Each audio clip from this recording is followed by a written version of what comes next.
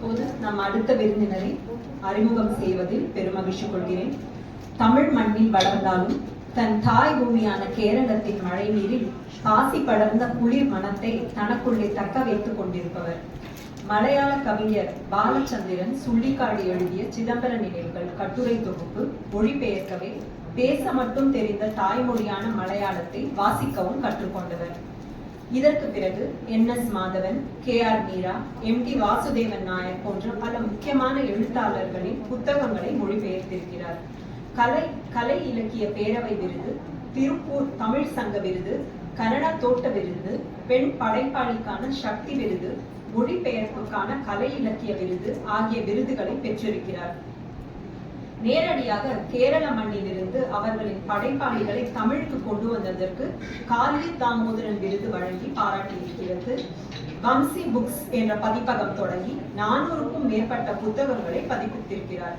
5 புத்தகங்களுக்கு தமிழக அரசின் சிறந்த பதிப்பாளருக்கான விருதினை பெற்றிருக்கிறார்.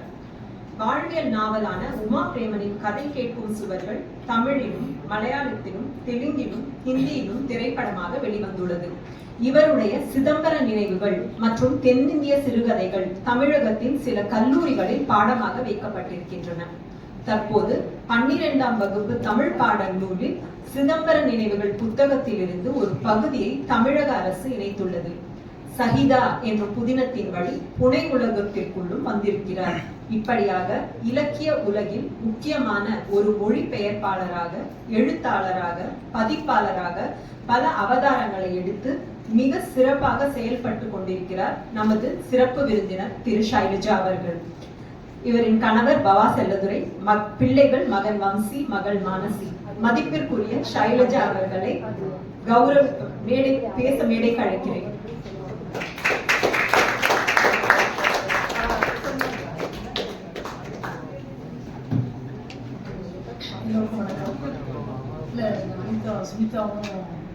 ரொம்ப கஷ்டப்பட்டேன்.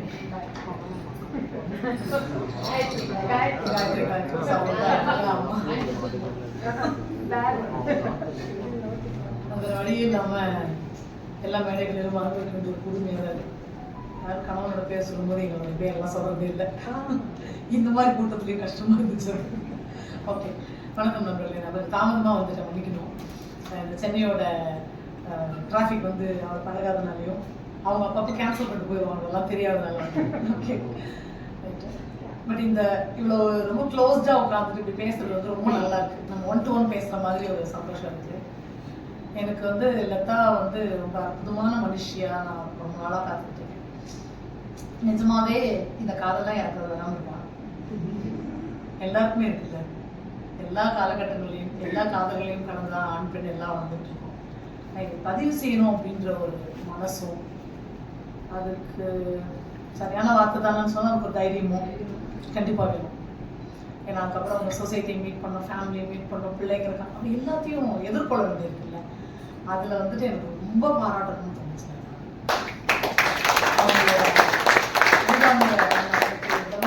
முதல்ல நான் அவங்க வந்து எங்கேயாவது ஒரு இடத்துல இப்படி பேசணும் அப்படின்னு ஆசைப்பட்டது வந்து கிடையாது. ரொம்ப பிடிச்ச ஒரு நாள் ரொம்ப அதை படிச்சு முடிச்சுட்டு ரொம்ப அழுது நான் கொஞ்சம் கிளியர் ஆகிட்டு அதுக்கப்புறம் அதை ஃபோன் பண்ணேன். ஆனால் அவங்களுக்கு ஒரு 2 minutes கூட பேசியிருக்க மாட்டேன். ஆனால் நிறைய பேசின ஒரு நிறைவும், இப்படி ஒரு தோழி இருக்கா நமக்கு அப்படிங்கிற ஒரு சந்தோஷமும் இருந்துச்சு. அவள் இருக்கா, எங்கேயும் இருக்கா, கூட வேணாம் பக்கத்தில் வேணாம், நம்ம வந்து ஒன்றா இருக்கிறோம், ஒரு வீட்டில் இருக்கிறவங்க வேண்டாம், இல்லக்கா இருக்கா அப்படிங்கிற சந்தோஷம். ஏன் அந்த உரிமையில் அவ்வளோ உரிமையாக சொல்கிறேன்னா அவ்வளோ ஒரு நெருக்கத்தை கொடுத்தாங்க எனக்கு அந்த புக்கில். அது எனக்கு ரொம்ப பிடிச்சிருந்துச்சு. அப்புறம் நான் அந்த புக்கை ஃபுல்லாக படிச்சுட்டேன். எனக்கு புக் அனுப்பும்போது 30 நண்பர்கள் தான் இருந்தாங்க. அப்ப 2 பேர் ஆட் பண்ணிட்டேன் அப்படின்னு சொல்றாங்க. அதனால நான் 30 பேர் படிச்சுட்டேன், நான் 2 பேர் தான் படிக்கல. அதனால அந்த 30 பேரை பத்தி நான் பேச போறேன். ஏன்னா இது நீங்க படிக்க எல்லாருமே இதுல நிறைய பேர் அவங்களோட க்ளோஸ் ஃப்ரெண்ட்ஸுங்கிறதுனால எல்லாருமே நம்ம ப்ரூஃப் பார்த்துருப்போம், கொஞ்சம் பேசியிருப்போம், எல்லாமே இருக்கு. அப்புறம் கொஞ்சம் பேர் எனக்கும் தெரிஞ்சவங்களா இந்த முன்னுரையிலையும் உள்ள வர்றதுலையும் சில நண்பர்கள் எனக்கு இங்க தெரிஞ்சவங்களா இருக்கிறது வந்து வரலட்சுமி எல்லாம் வீட்டுக்கு வந்திருக்காங்க, எல்லாம் நல்லாவே தெரியும். சிவகுமார் சார் எவ்வளோ ஹெல்ப் பண்ணியிருக்கிறாரு இந்த புக்குக்காக. அதை கொண்டு வரணுன்றது இல்லை, ஹெல்ப் மீன்ஸ் அது ஒரு ப்ரூஃப் பார்க்கறது இல்லை, இந்த புக்கு வரணும் அப்படின்னு ஒரு நண்பர் நினைக்கிறது இல்லை. அது ரொம்ப சந்தோஷமா இருக்கும். சந்துரு எனக்கு தெரியும், அப்படி கொஞ்சம் பேர் எனக்கு தெரிஞ்சிருக்கெல்லாம் இப்போ நண்பர் தோழர் தெரியும், மேலே இருக்க தோழர்களை தெரியும் போது ரொம்ப க்ளோஸாக இருக்கு. ரொம்ப சந்தோஷமா இதை பற்றி கொஞ்ச நேரம் பேசணும் அப்படின்னு தோணுது. எனக்கு வந்து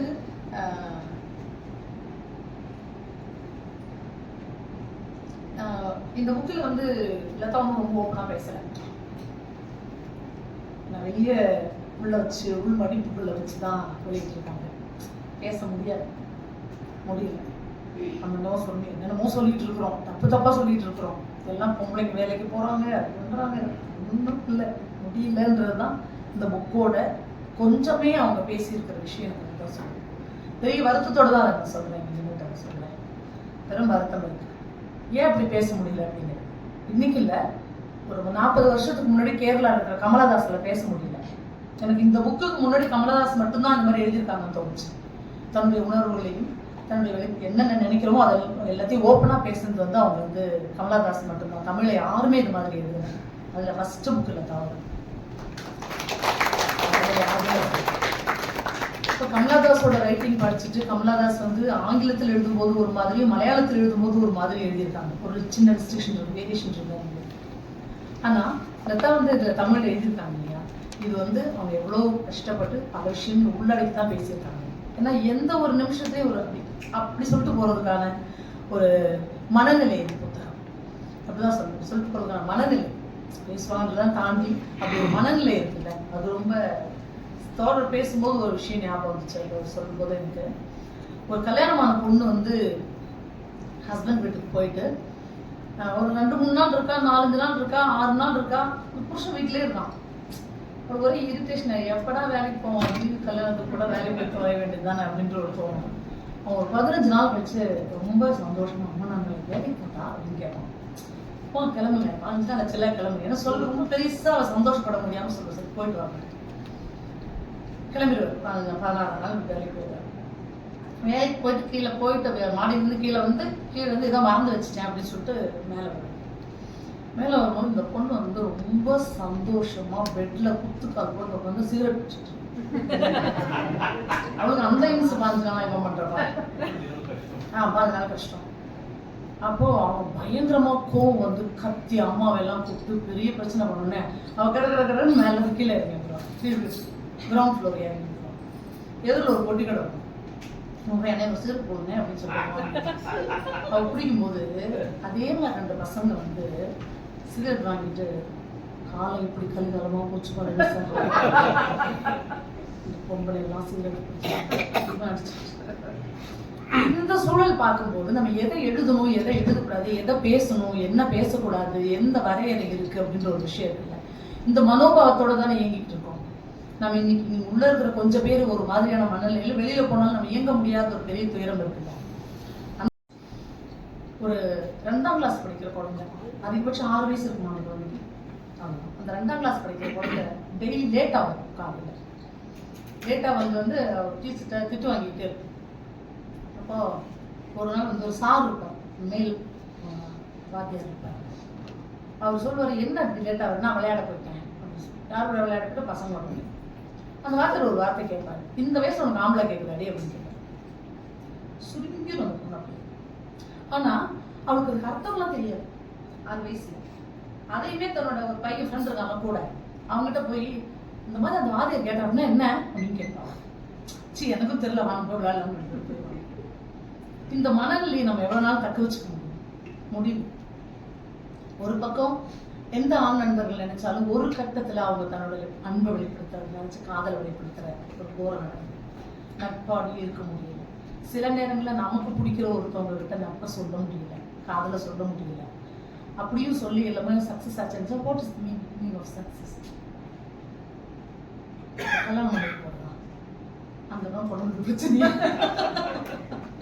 அந்த லவ் சக்சஸ் ஆயிடுச்சு நினைச்சிட்டு நம்ம ஒண்ணு போகும்போது அங்கிருந்தா தொடங்குது எல்லா பிரச்சனையுமே.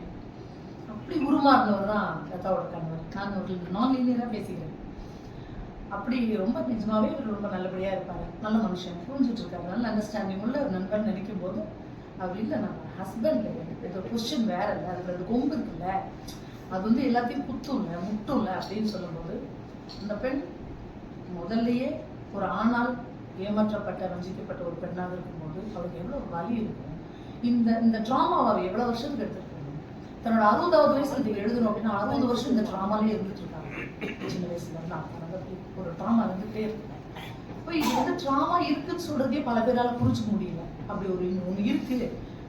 என்ன சும்மா சும்மா எப்ப பார்த்தாலும் அது இப்ப நிறைய பேர் பேசுறது என்ன, எப்ப பார்த்தாலும் இந்த பசங்க வந்து டிப்ரெஷன், அப்புறம் இன்னும் 2-3 வாரத்தில் இதே தான் பேசிட்டு இருக்கீங்க. அதை அட்ரஸ் பண்ணுங்க. என்ன அதை கொஞ்சம் அட்ரஸ் பண்ணுங்க. அது என்ன வேணும் கேளுங்க. அந்த பிள்ளைகிட்ட உட்காருங்க, பேசுங்க. அதுக்கான ஸ்பேஸே இல்லை. அது எங்க வயசுல எல்லாம் சுத்தமா கிடையாது.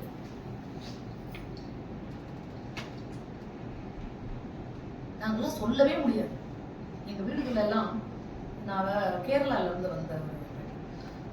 அங்கிருந்து வந்துட்டு இந்த கேரளா வீடுகளுக்குள்ள ஒரு அடக்குமுறை இருக்கும் பாருங்க, இம்சங்க.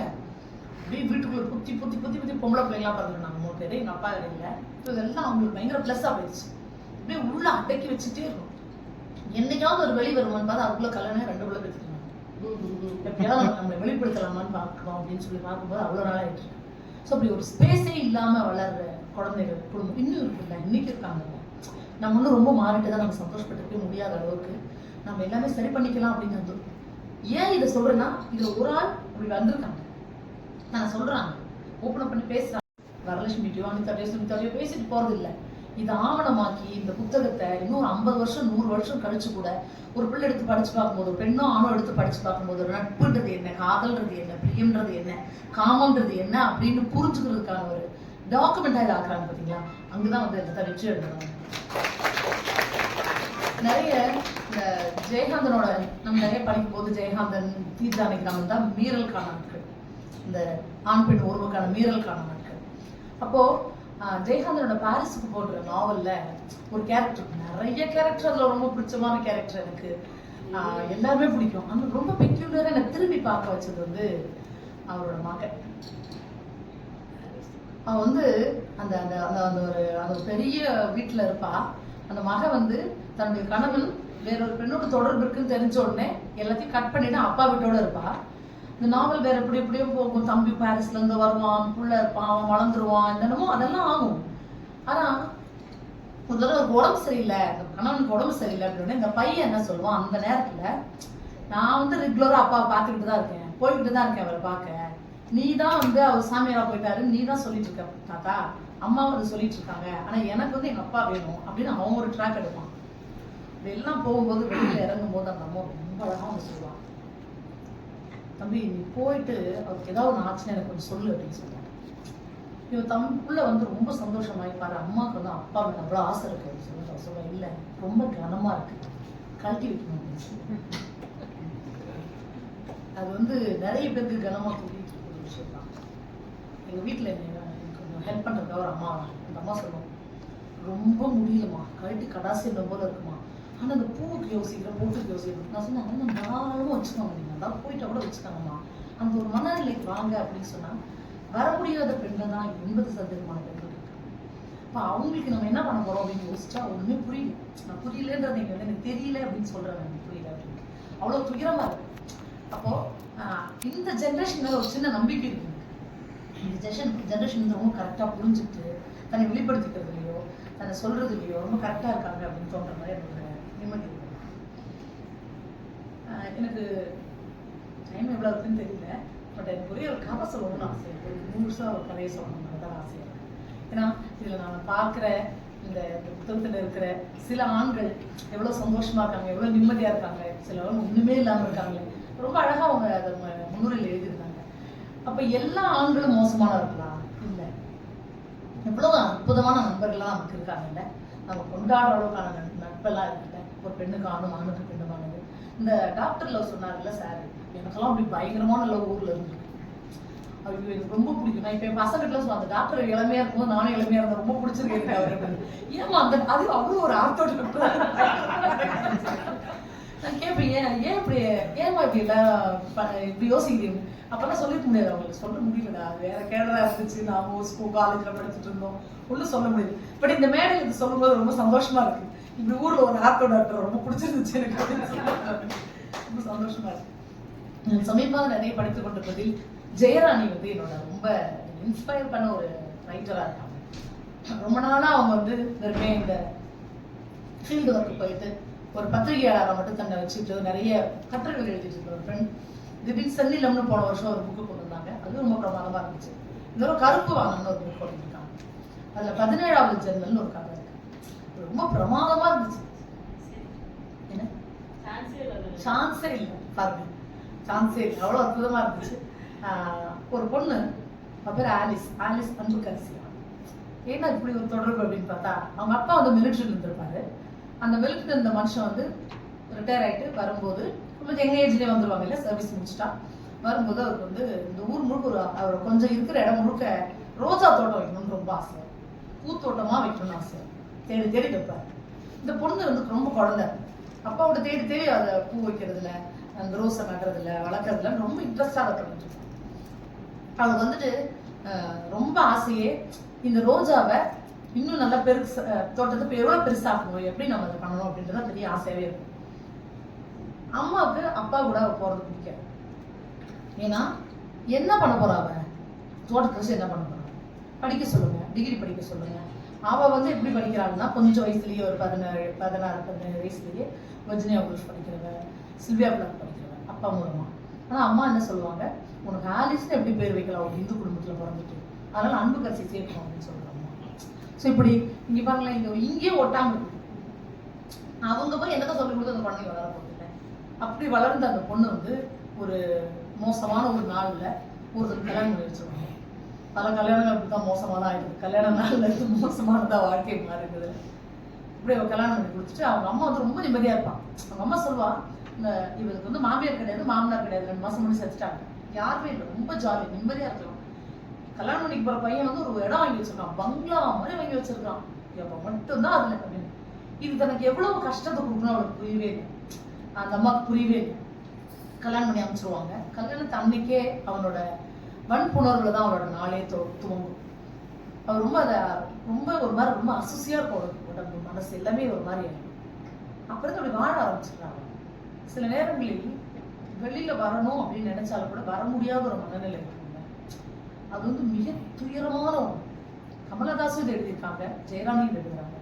கமலஹாசன் என்ன சொல்றாங்கன்னா, நிச்சயமா பகல் முழுக்க அவளுக்கு தெரியும் இந்த கணவனால பயங்கரமா அவசரப்பட வரும் அப்படின்ட்டு. அவனோட உதாசீனங்களாலையும் அவனுடைய உடல் ரீதியான இம்சைகளாலும் நம்ம அவஸ்தப்பட போறோம்னு தெரியும்.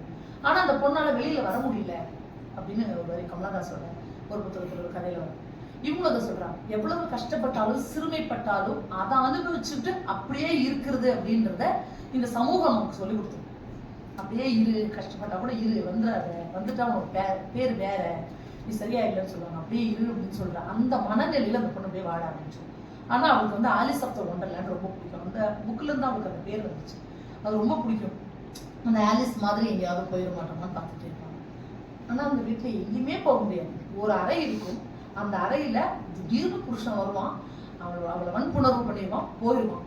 உடம்பெல்லாம் வலிச்சு ரத்தம் சிந்த அப்படியே கிடப்பா. அதுக்குள்ள கொஞ்ச நேரத்துல சரியாயி தூங்கிடும். இது ரெகுலர் இருக்கு. இப்படி 1, 2 இல்ல 11 வருஷம் முடிஞ்சிடும். இந்த வீடு அவங்க அம்மா சொன்னாங்கல்ல, ஒரு பெரிய பங்களா மாதிரி கோட்டை மாதிரி வீடு வாங்கி வச்சிருக்காங்க. நிஜமாவே கோட்டை தான். அவருக்கு வெளியில என்ன நடக்குதுன்னு அவருக்கு தெரியாது, ஒண்ணுமே தெரியாது. அவங்க வீட்டுல இருக்கிற எல்லா ஜன்னலும் மூடியே இருக்கும். இந்த கதை தொடங்குறதே வந்து 1, 2, 3, 4ன்னு ஒரு ஜன்னலா அவ திறந்துகிட்டு இருப்பான். திறந்து பார்க்கும்போது பொட்டல் வெளிதான் தெரியும், ஒண்ணுமே இருக்காது. ஆனா அவ வீட்டுல ஜன்னலை திறந்து பார்க்கும்போது ரோஜா தோட்டம் தெரியும். அதுல ஒரு மரத்தடியில போய் அவ உட்காந்துக்கிட்டு அப்பாவோட பேசிக்கிட்டு தானா பேசிக்கிட்டு ஆலிஸ் மாதிரி சுத்திக்கிட்டு அவ்வளவு நிம்மதியா இருந்த பொண்ணு. அப்ப அவளுக்கு வந்து இது வந்து இந்த 4 ஜன்னல் திறக்கும்போது ஒண்ணுமே இல்லாம பொட்டல் வழியா இருக்கும் போது இனிமேல் இந்த ரோஜா செடி வைக்கணும் அப்படின்னு தோணும். அப்படியே ஒரு ஜன்னலா திறப்பான், 5, 6, 7, 8 திறப்பான். அதுல வந்து ஒரு ரூம்ல நிறைய நம்ம தட்டுமுட்டு சாமான் போட்டு வச்சிருக்கோம். அதெல்லாம் பார்க்கவே எனக்கு பயமா இருக்குன்னா, அந்த ரூம்ல கொஞ்சம் கூட வெளிச்சம் கிடையாது, ஏதோ மூட்டை கட்டி போட்டு வச்சிருக்க மாதிரி. இன்னும் 2, 3 ஜன்னல் திறக்கும் போது பார்த்தா அது ரொம்ப பறன் மாதிரி இருக்கும். அந்த பறன்கள் என்ன போச்சு. இப்ப 11 வருஷமா இந்த பொண்ணு இது கூடயே வாழ ஆரம்பிச்சு கூட இந்த வீடை பத்தி அவளுக்கு ஒண்ணுமே தெரியாம ஒரு தடவை வீட்டுக்கு போவான். அது இந்த கதையுமே அப்படி மாறி மாறி சொல்றதாதான் எழுதியிருக்காங்க. ஒரு நாள் வீட்டுக்கு போகும்போது அவங்க அம்மா சொல்லுவா, என்ன இப்படி இருக்கிற, ஆளே உருப்பழிச்சு போயிருப்பாங்க, நீ கொஞ்சம் நல்லபடியா பச்சனை வச்சிருந்தாதான் உடம்பு வச்சிருந்தாதான் மாப்பிளைக்கு மேல ஆசை வரும், ஒரு குழந்தை இருக்கும் உனக்கு. அவளுக்கு வந்து இந்த அம்மாக்கு எப்படி இதை புரிய வைக்கிறதுன்னு புரியல.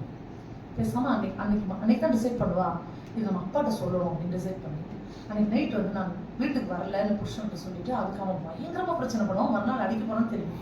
பரவாயில்லன்னு அப்பா கிட்ட சொல்லுவான், என்னால முடியலப்பா, அந்த வீட்டுல நான் இருக்க முடியல. அவருக்கு வந்து இந்த 10 வருஷம் பொண்ணு பேசாம இருக்குதுன்னு ஏன்னு தெரியல, சரியா ட்ரெஸ் பண்ணிக்க மாட்டேங்கிறோம், பூ மேல ஆசை வர மாட்டேங்குது, பூ வைக்கணும்னு கேட்க மாட்டாங்க, இந்த பூ தோட்டத்தில் மேல ஆசை வர மாட்டேங்குது, வீட்டுக்கு வந்தா கூட பூ தோட்டத்துக்கு போக மாட்டேங்கிறாளேன்னு ஒரே கவலையா இருக்கும். அமைதியா கேட்பாரு, இடி விழுந்தவர் இருக்கும். அவரும் ஒரு ஆண் தானே, அப்ப அந்த மனசுக்கு ஒரு நல்லது தெரியுதுல்ல, அப்படி மொத்தத்தையும் தள்ளிடக்கூடாதுன்றதுக்காக சொல்றேன். அப்போ அவர் வந்து என்ன சொல்லுவாரு, நீ போகாதம்மா, எல்லாத்தையும் சரி பண்ணிடலாம் அப்படின்னு சொல்லுவாரு. அவர் சொன்ன மனுஷன் வீட்டை இறந்துருவார், துக்கம் தாங்காம அவங்க இறந்துருவார். கூட தெளிவான ஒரு முடிவு எடுத்துட்டு போகும். வீட்டுக்கு போய் என்ன ஆகுன்னா, அவ வீட்டுல கொஞ்சம் பாயசம் இருக்கும், யாருக்கு அப்பா வீட்டுல எலுமந்து அதை எடுத்து வந்துடுவா வீட்டுக்கு. நான் வந்து தயவுசெய்து நண்பர்களே, இதை நான் இங்கே சொல்றேன் அப்படின்றதுக்காக இதுக்கான தீர்வு அப்படின்னு நான் சொல்லலை, இந்த கதையில இருக்கு, இப்படி நடந்திருக்குன்னு சொல்றதுக்காக தான் சொல்றேன். அவ எடுத்துட்டு வந்து என்ன பண்ணுவா, அதை பத்தியெல்லாம் விசாரிச்சு மெடிக்கல்ஸ்ல போய் எல்லாம் கேட்டு, ஒரு சில அந்த பூச்சி மருந்து அடிக்கிறாங்கல்ல விவசாயிகள், அவங்ககிட்டலாம் பேசி என்ன பண்ணணும்னு பேசி, ஒரு ஊசி நூல் முனையிலையும் பாதிக்கு டெய்லியே ஒரு ஃபுட்ல ஆட் பண்ண ஆரம்பிச்சிருக்கோம். ஷீலா சந்தோஷமா ஆமா, கொஞ்சமா ஆட் பண்ண ஆரம்பிச்சு அதை போய் கொஞ்சமா பிரச்சனை பண்ணி அவனுக்கு வந்து கை கால் விழுந்து, அவன் விழுந்து ஒரு ரூம்ல அதை போட்டுருவாங்க. ட்ரீட்மெண்ட்லாம் முடிச்சுட்டு வந்து ஒரு ரூம்ல போட்டுருவாங்க. அந்த ரூம்ல அவனை போட்டதுக்கு அப்புறம் தான் ஒரு ஜன்னலா திறந்துட்டு இருக்கான். திறந்துட்டு அப்படியே வருவான். இன்னும் ஒரே ஒரு ஜன்னல் தான் திறக்கும். அவ வந்து போய் ரொம்ப அழகா அவளுக்கு பிடிச்ச ஒரு மஞ்சள் கலர் புடவையை எடுத்துப்பான். ஒரு மஞ்சள் புடவைனா அவ்வளோ ஆசை, மஞ்சள் ஓசை வச்சுக்கணும். ஒரு தடவை ஒரு முதல்ல நான் பூ வைக்கும், முதல் கல்யாணம் அன்னைக்கு பூ வச்சுட்டு வந்து முதல்ல வரைப்பட போகும்போது என்னடி பூ கேட்குதுன்னு பிச்சு போட்டான். அதுக்கப்புறம் பூ வச்சது 14 வருஷமா பூ வச்சுப்பாங்க. போய் அவன் ஹஸ்பண்ட் படுத்திருப்பான் அந்த கட்டில. அவ போய் நிற்கும் போது அவனுக்கு அப்படியே வாய் குழறி ஏன்னு கத்துவான். பேச்சு வராது, ஒரு வார்த்தை கூட வராது, கத்துவான். அழகா தன்னோட சாரி வந்து சிங்கிள் ஃபிளிப் போட்டு அப்படியே அழகா அவன் முன்னாடி நிற்பான். அப்படியே எதையோ சாதிச்சுட்டு ஒரு சந்தோஷம் இருக்கும். அவன் கத்திக்கிட்டே இருப்பான். அவன் நேரம் போய் அந்த 17வது ஜன்னலை திறந்து விட்டான். ஜன்னலை திறக்கணும்ல, ஆனா அந்த ஜன்னல் மட்டும்தான் அந்த வீட்டுல திறந்துருக்கும். ஒரே ஒரு ஜன்னல், ஏன்னா அவன் புழங்குற ரூம் அது எப்பவுமே முதல்லலாம். அதனால இவன் என்ன பண்ணுவான், போய் ஜன்னல் கட்டு அந்த ஜன்னல் அப்படின்னு சாப்பிட்டு அவன் கத்துவான். வரவே மாட்டான். தன்னோட கிளியோபட்ரா பால் கொடுக்கணும் கப்பில், கிளியோபட்ரா வந்து அவளோட பூலைக்கு ஒரு பால் கொடுக்கணும் அப்படின்னு சொல்லிட்டு அவன் எடுத்துட்டு வந்துருக்குதான். இந்த ஜன்னல் 16 ஜன்னல் திறப்பதும் 17வது ஜன்னல் இது மூடுவதும் அது திறப்பதும் இருக்குல்ல, இது நான் வந்து ரொம்ப இதான் இந்த புத்தகத்தோட ஒப்பிட்டு பார்க்கணும். பல நினைவுகள் இதுல மூடி திறந்து இப்படியா இல்லதா பேசியிருக்காங்க. நான் இது வந்து எனக்கு திரும்பவும் சொல்லணும்னா, இந்த புக்கு முதல்ல தமிழ்ல வந்திருக்கு, இனி நிறைய வரும் நான் எதிர்பார்த்தேன். ஒரு நமக்கு எல்லாத்துக்குமே ஒரு முன்னுக்கு இயற்கையா இன்னொரு யாரோ ஒரு இடத்துல நமக்கு தேவையா இருக்கு, இவங்க இருந்தாங்கன்னா நம்ம நல்லா இருக்குமே அப்படின்னு ஒரு நிம்மதி இருக்குல்ல, அந்த நிம்மதியை பல பெண் மனசுக்கும் பல ஆண் மனசுக்கும் லதா கொடுத்துருக்காங்க. அப்படிதான் சொல்றேன். எனக்கு லதா சொல்ற மாதிரி எனக்கு நிறைய ஆண் நண்பர், நமக்கு எல்லாருமே இருப்பாங்க, நிறைய ஆண் நண்பர்கள் இருக்காங்க, நண்பர்களாவே தொடர்ந்துட்டு இருக்காங்க. ஆனா ஏன்டா சில நேரம் அப்படின்ற மாதிரி டப்புன்னு வந்து சுந்தரராமசாமி சொல்வாரு எப்பவுமே, நான் வெறும் வாசகன் மட்டும்தான் என்று நினைத்து கொண்டே இருக்கும் போது தன்னுடைய பேக்கெட்ல இருந்து எடுத்து நானும் கவிதை எழுதியிருக்கேன், நானும் கவிதை சொல்லி கொடுக்குற மாதிரி சரி நல்ல ஃப்ரெண்ட்ஷிப் போயிட்டே இருக்கேன் அப்படின்னு நினைக்கும் போது இல்ல எனக்கு ரொம்ப பிடிச்சிருக்கு, நான் வந்து உன்னோட அப்படின்னு ஆரம்பிச்சா அது எனக்கு ரொம்ப கஷ்டமாயிடுது. எல்லா நண்பர்களையும் நம்ம பார்த்துக்கிட்டு இருக்கோம். அப்படியானவங்கள ஒரு மேடையில சொல்றதுக்கான ஒரு வாய்ப்பை லதா வந்து நமக்கு எல்லாம் எல்லாருக்குமே ஏற்படுத்தி கொடுத்துருக்காங்க. அது ரொம்ப பெரிய சந்தோஷம். இந்த புத்தகம் இன்னொரு நிறைய பிரதிகள் போகலாம் நான் சொல்ல மாட்டேன். இந்த புத்தகம் ஒரு 50 வருடம் கழித்து பேசப்படும் மிகப்பெரிய மனிதத்தோட மனசாட்சியா இந்த புத்தகம் இருக்க போற அந்த நாள் வந்து எனக்கு ரொம்ப சந்தோஷமா இருக்கு. நன்றி.